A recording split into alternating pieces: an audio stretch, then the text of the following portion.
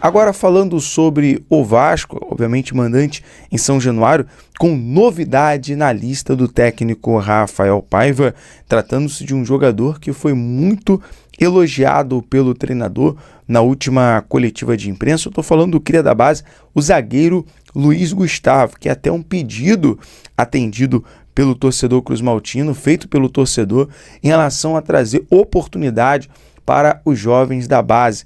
Então, com isso, o técnico Rafael Paiva confirma na sua lista de relacionados o cria da base Luiz Gustavo. Uma informação que vem em conjunto dos nossos amigos Lineker Biondi, Edu o Vaz Canelas e também do Matheus Gilbert, que trouxe essa informação em relação à novidade na lista de relacionados feito pelo técnico Rafael Paiva. No elogio, o Paiva até chega a dizer que o jogador, quando ele encontrar uma oportunidade no time titular ou receber uma minutagem, vai com certeza buscar se consolidar no elenco do Vasco. Até trata-se de um zagueiro com um talento promissor. É o que o torcedor espera, é o que o Vasco precisa, sempre aí com a sua base forte. A base cruzmaltina é uma base muito forte, não tem jeito. Então vamos aí ficar na torcida para que brevemente Luiz Gustavo venha ter uma oportunidade no elenco do Vasco, até porque o Paiva confirmou, né, que vai buscar o Vasco ter uma segurança em relação na tabela, na classificação, para poder trazer mais oportunidade aos jovens da base, até porque, palavras do Paiva, trata-se de uma responsabilidade muito grande. Vamos aqui falar sobre a provável escalação, já que o Vasco não tem Hugo Moura, com isso ele deve utilizar o Sforza junto ali com o Matheus Carvalho, e no lugar do Verratti, o mais favorito é o Ryan, mas com a probabilidade de utilizar também o Alex Teixeira, informação que inclusive trouxemos no vídeo anterior.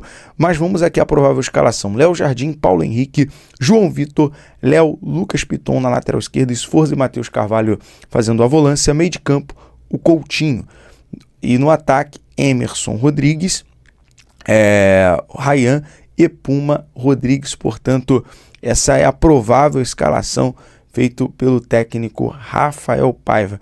Lembrando, galera, importante informação: jogadores que estão pendurados não pode receber o terceiro cartão amarelo. O Léo, Lucas Piton, Matheus Carvalho e Ryan são jogadores pendurados para essa partida. A arbitragem, como trouxemos ontem, é do Rafael Claus, e outro que está no VAR é o Trace. Daqui a pouco a gente vai falar um pouquinho, atualizando, mais árbitros que inclusive foram afastados pelo quadro da CBF.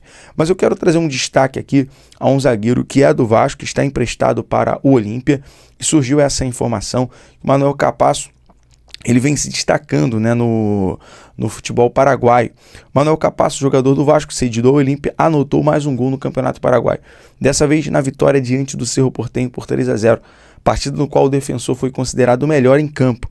Capasso agarrou a titularidade nos últimos meses e tem sido um dos destaques do Olímpia. O empréstimo do zagueiro encerra em dezembro deste ano, enquanto o vínculo de contrato do jogador com o Vasco vai até dezembro de 2025.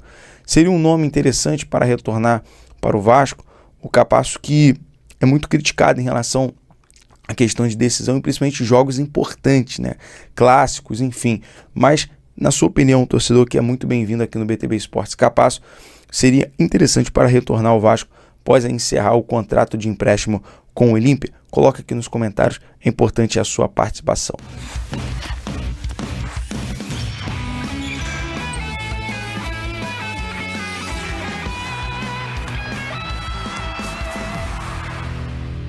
A gente fala do Vasco, que enfrenta o Bahia hoje. O jogo é em São Januário. E é pra lá que eu vou falar com a Júlia Guimarães, que sabe tudo do Vasco para esse jogo de hoje. Fala aí, Julinha.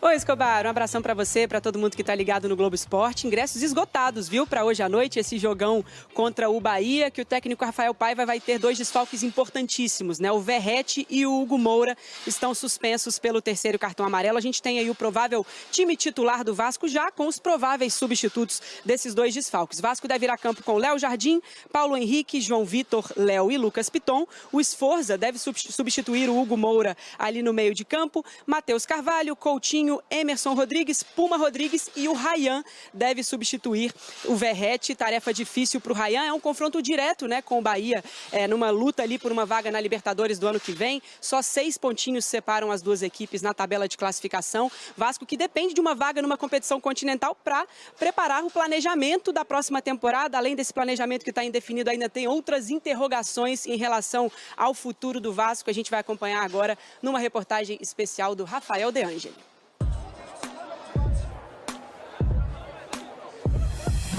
Faltam 64 dias até o fim do ano e algumas decisões importantes precisam ser tomadas no Vasco.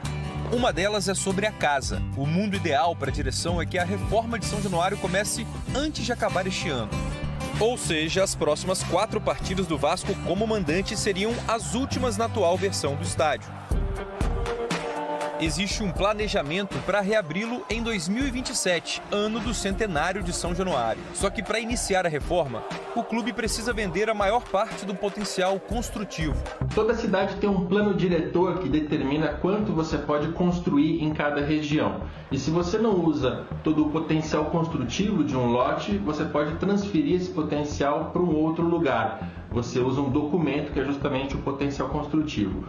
Como o Vasco não usou todo o seu potencial construtivo do terreno de São Januário, a ideia é usar esse documento para vender para um terceiro, levantar recursos e usar esse dinheiro na própria reforma de São Januário. Nas temporadas em que ficar sem o estádio, o Vasco vai ter que buscar alternativas, como o Maracanã e o Newton Santos, para os jogos que tiver mando de campo.